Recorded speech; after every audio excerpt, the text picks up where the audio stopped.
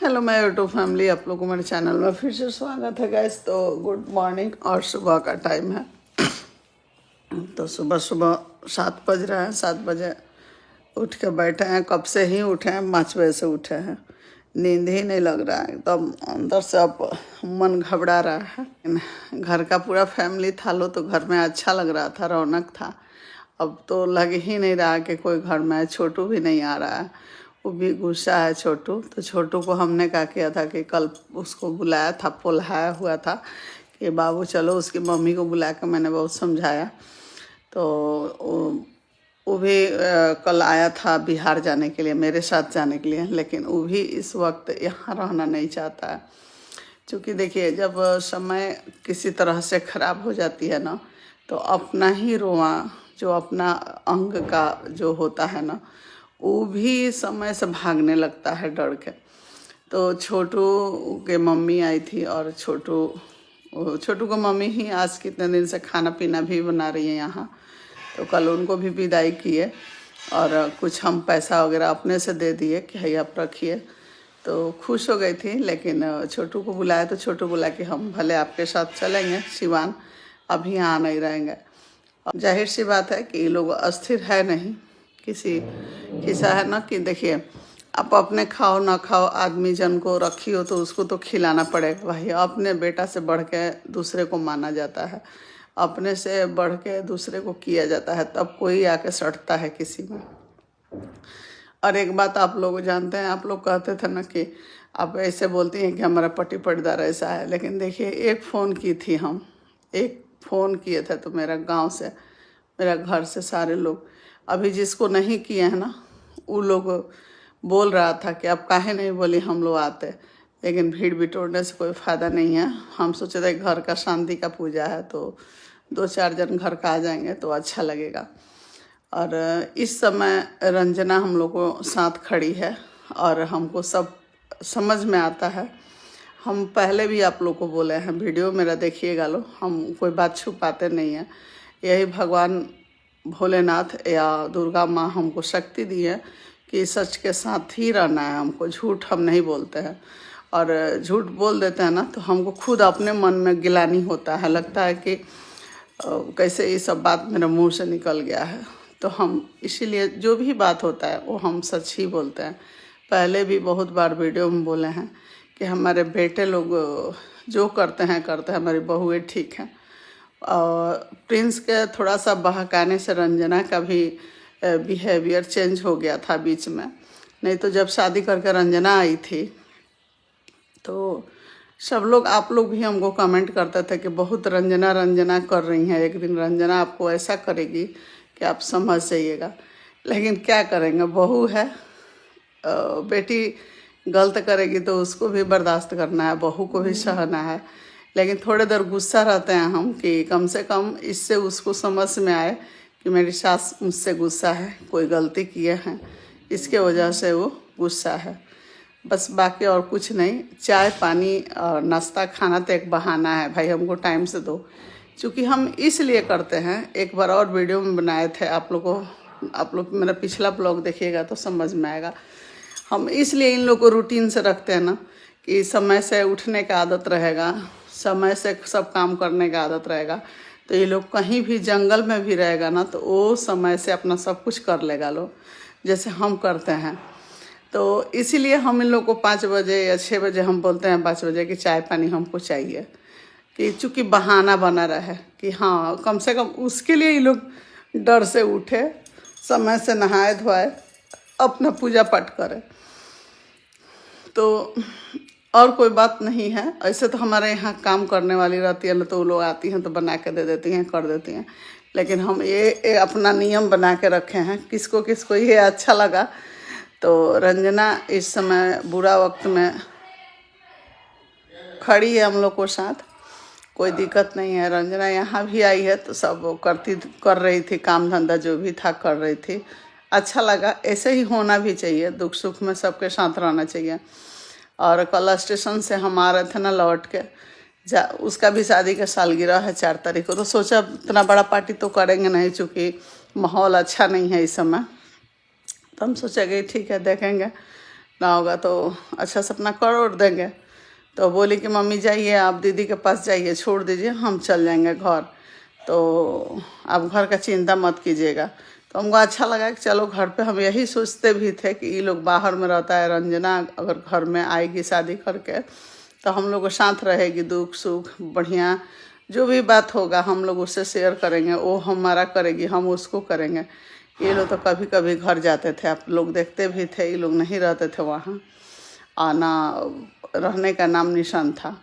तो यही सब बात था कि हम रंजना को, और उसका शादी भी किया ना, तो यही रीज़न था कि हम सोचे कि 4 बहन है तो चलो कम से कम सब घर का काम करती थी रंजना वहाँ, तो देख के हम शादी किए थे। हम देख के बहुत अच्छा शादी किए हैं, हम दोनों, हमारी बहू हैं बहुत अच्छी है, लेकिन हमारे बेटे लोग बहकाते हैं बहू को, और बेटे ही ठीक नहीं है तो अपना ही सिक्का खोटा है तो हम दूसरे को क्या बोलेंगे। लेकिन फिर भी हम सोचते हैं कि इसको समय रहते हुए सब लोग सुधर जाए, सब लोग अच्छे से रहे। बस यही था, रंजना के साथ हमको कोई भेदभाव नहीं है, जैसे मनीषा को करते हैं वैसे रंजना को भी कपड़ा जो भी हमको लगता है, साड़ी हो या कुछ भी हो, गिफ्ट जो भी देना रहता है उस सबको हम एक समान करते हैं। हमारी बेटी भले हमसे दूर है लेकिन उसको भी हम करते हैं। तो अभी भगवान हमारे पास दिए हैं और मेरा हाथ पैर सही सलामत है। मेरे बच्चों को कहीं भी ज़रूरत पड़ेगा, बेटी हो चाहे बेटा हो, तो वहाँ हम खड़े हैं। लेकिन सब लोग अच्छे से रहेगा, मेल मिलाप से रहे तो बहुत अच्छा लगेगा। यही है। अभी सचिन के पापा पहुँचे हैं, रात के मथुरा में बैठ गए हैं लोग ट्रेन में, और अब आज पहुँच जाएंगे लोग 4 बजे या 3 बजे के आसपास। तो इतना हमको अच्छा नहीं लग रहा था, लेकिन आज भी नहीं ठीक लग रहा है, सोच रहे कब घर चल जाते हैं। तो चलिए देखते हैं, अब इन लोग को बोलेंगे साथ में जाने के लिए। 4 तारीख को उसका शादी का सालगिरह है, उसमें पहुंचना ज़रूरी है। तो अब आप लोग बने रहिएगा और देखिए।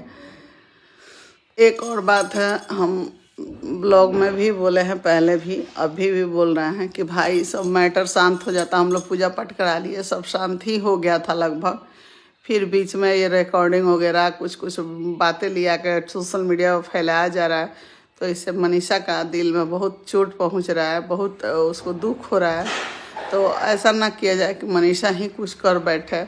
तो इसीलिए हम कल लौट के भी आ गए। मनीषा इतना मतलब अब उससे नहीं बर्दाश्त हो रहा है। हम भी उस जगह पे रहते ना, चाहे मेरी ही बेटी रहती तो मेरी बेटी कभी बर्दाश्त नहीं करती, कभी नहीं करती। ये जो है ना बिचवलिया, इसको तो इतना ना धोती जाके कि समझ ही जाती हूँ। लेकिन भाई हम तो यही बोलेंगे कि हम इतने अच्छे कर्म किए थे तो हमको इस समय इस फल मिल रहा है, भोग मिल रहा है बेटा लोग के नाम से। जो भी लोग हमको ताने मार रहे हैं, और आप एक दूसरे को घर में किसी पत्नी को या पति को अलग करने की कोशिश करके बदनाम करके, तो आपके बच्चों के साथ क्या होगा आप ये नहीं जान रही हैं कि आपके बच्चों को क्या होगा। तो कोई काट पीट के रखा ही नहीं है, और अच्छे से अपना जो भी बनाना है बनाना चाहिए। कल मोनिका जी का लाइव हम डाली हैं इस मैटर के लेकर। मोनिका जी शुरू से जैसे हम लोग बात जब से किए हैं उनसे, तब से हम लोग को हमको पूरा भरोसा है, और मोनिका जी हमको अपनी माँ के जैसी समझ रही हैं, और मुझे बहुत सांत्वना भी दे रही हैं। बोले हैं कि आंटी आप सोचिए मत, आप घबराइए मत, जो भी होगा हम हैं ना। तो ये होती हैं बेटी और ये होती हैं औरत। एक दूसरे का दर्द ना समझे तो औरत नाम का कोई मतलब ही नहीं होता है।